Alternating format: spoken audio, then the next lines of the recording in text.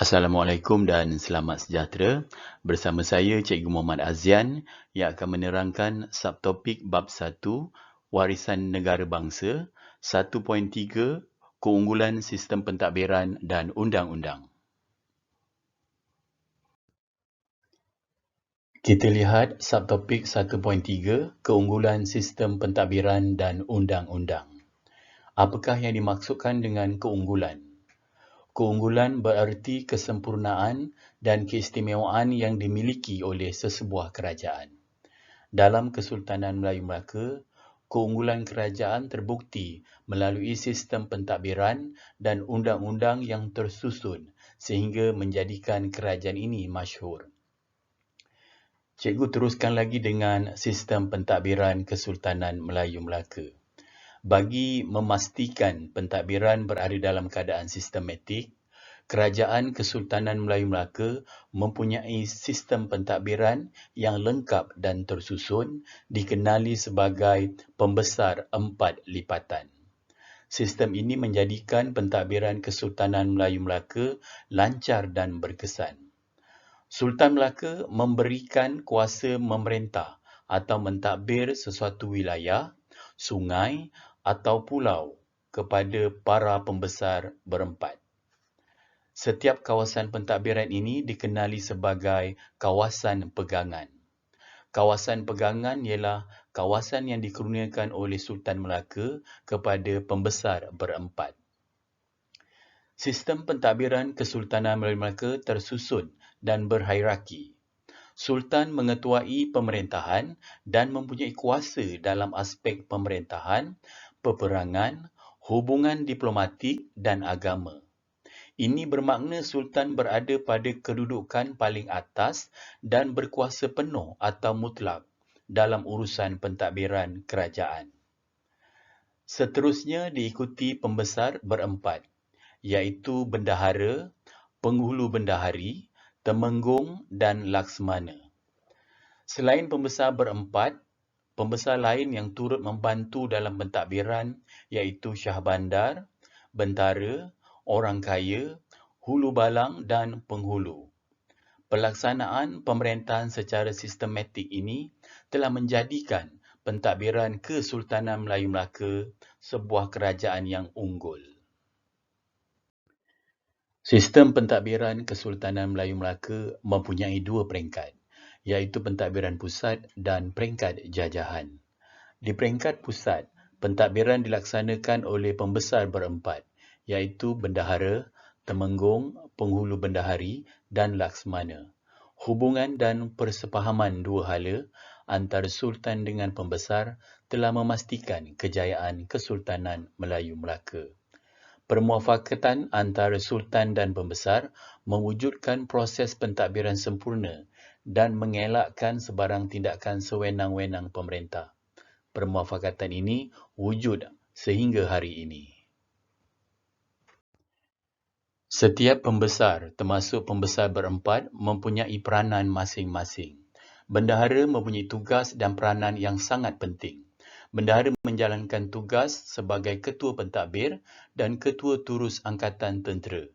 Bendahara juga akan menasihati Sultan dalam pelbagai perkara dan menjadi pemangku Sultan. Seterusnya, penghulu bendahari bertanggungjawab menguruskan perbendaharaan secara teratur.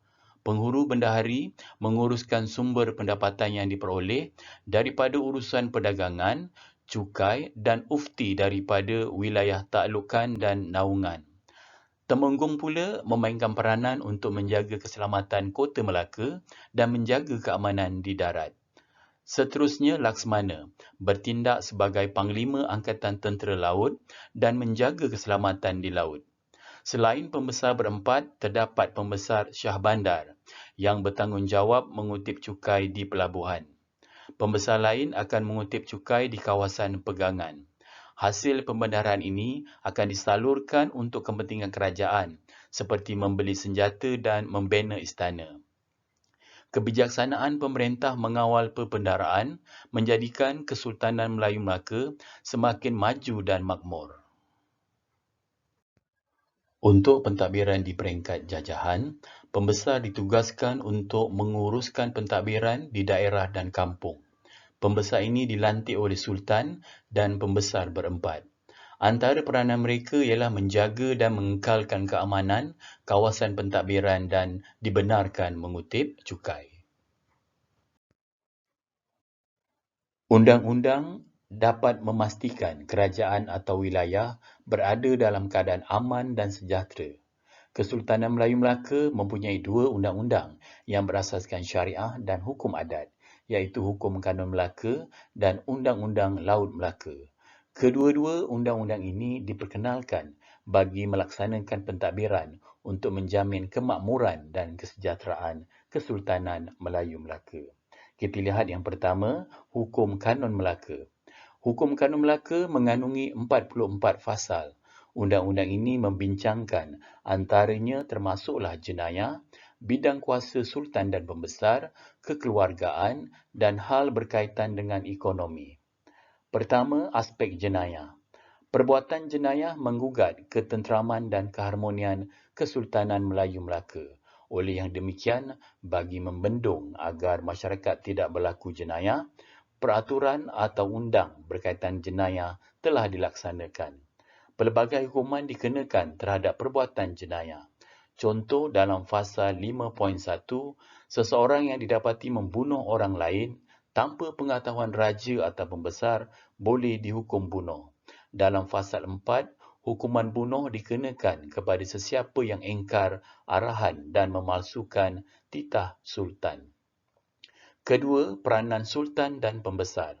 Setiap pembesar mempunyai peranan dalam pentadbiran dan perlu arif dalam hal berkaitan dengan pelaksanaan undang-undang.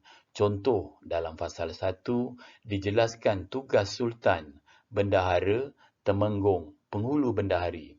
Sultan bertanggungjawab melantik pembesar, contohnya bendahara dan temenggung. Ketiga, kekeluargaan. Keluarga merupakan institusi yang sangat penting dalam sesebuah kerajaan atau negara. Undang-undang keluarga bertujuan mewujudkan keharmonian dalam keluarga dan menyelesaikan masalah dalam keluarga atau perkahwinan. Contoh hukum dalam perkahwinan termasuk fasal 26 yang menyatakan pernikahan memerlukan 4 orang saksi. Jika tidak cukup, memadai 2 orang saksi. Hamba abdi dan wanita tidak boleh menjadi saksi dalam perkahwinan. Keempat, ekonomi. Aspek ini sangat penting kerana kemajuan ekonomi menjadi kekuatan Kerajaan Kesultanan Melayu Melaka yang maju dalam bidang perdagangan. Undang-undang ini mempunyai peraturan yang jelas tentang urus niaga untuk mengawal perdagangan di Melaka agar tidak berlaku sebarang kesalahan yang bertentangan dengan ajaran Islam. Contoh dalam fasal 30 dinyatakan amalan riba diharamkan dalam urusan perniagaan dan orang yang menjalankan perniagaan hendaklah akil balik, sioman dan perlu melafazkan niat jual beli. Seterusnya, Undang-Undang Laut Melaka. Undang-Undang Laut Melaka telah diusahakan oleh beberapa nahoda Melaka, iaitu Nahoda Jenal, Nahoda Diri dan Nahoda Sahak. Undang-undang ini telah diperkenan oleh Sultan Mahmud Shah dan mengandungi antara perkara berkaitan 1. Peranan nahoda, 2. Pelayaran, 3. Jenayah, 4. Percukaian. Kita lihat yang pertama, peranan nahoda. Nahoda berkuasa penuh dan diibaratkan sebagai raja dalam pelayaran. Semua pihak harus mematuhi arahan dan perintah nahoda. Dalam fasal 13.1 dinyatakan nahoda perlu diberi keutamaan untuk berniaga selama 4 hari. Contoh lain, dalam fasal 13.3 dinyatakan sekiranya nahoda hendak singgah di tempat yang tidak ada dalam senarai persinggahan, nahoda perlu bermesyuarat dengan semua orang dalam kapal untuk mendapatkan persetujuan. Kedua, pelayaran. Dalam undang-undang ini dijelaskan peranan beberapa pegawai selain nahoda, antara termasuklah jurumudi, malim dan jurubatu. Contoh dalam fasal 9, seorang malim harus arif tentang ilmu pelayaran. Malim perlu mengetahui keadaan ombak, arus dan kedudukan bulan dan bintang agar pelayaran berada dalam keadaan selamat. Dalam perkara yang sama, jika malim lalai dalam menjalankan tugas sehingga menyebabkan pelanggaran atau kerosakan, dia akan dijatuhi hukuman. Ketiga, jenayah. Perkara jenayah ini tidak hanya berlaku di darat, tetapi jenayah juga berlaku di atas kapal. Perbuatan jenayah di atas kapal akan menggugat ketenteraman dan keselamatan kapal. Undang-undang ini menjelaskan hukuman perbuatan jenayah seperti mencuri, membunuh dan merompak. Contoh Fasal 5, seseorang yang berkelakuan jahat dan membunuh orang atas kapal, orang tersebut akan dihukum mati. Keempat, percukaian.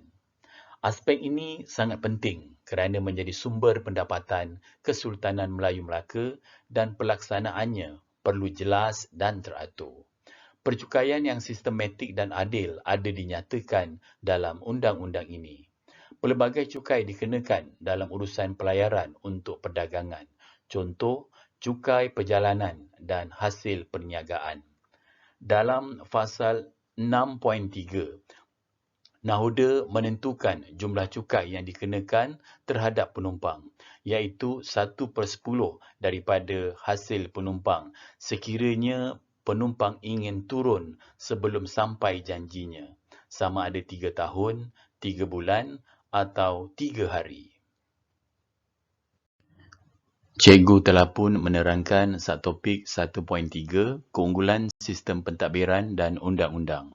Diharapkan para pelajar telah dapat memahami subtopik ini. Kepada semua pelajar, teruskan usaha, jangan mudah berputus asa. Sekian, terima kasih.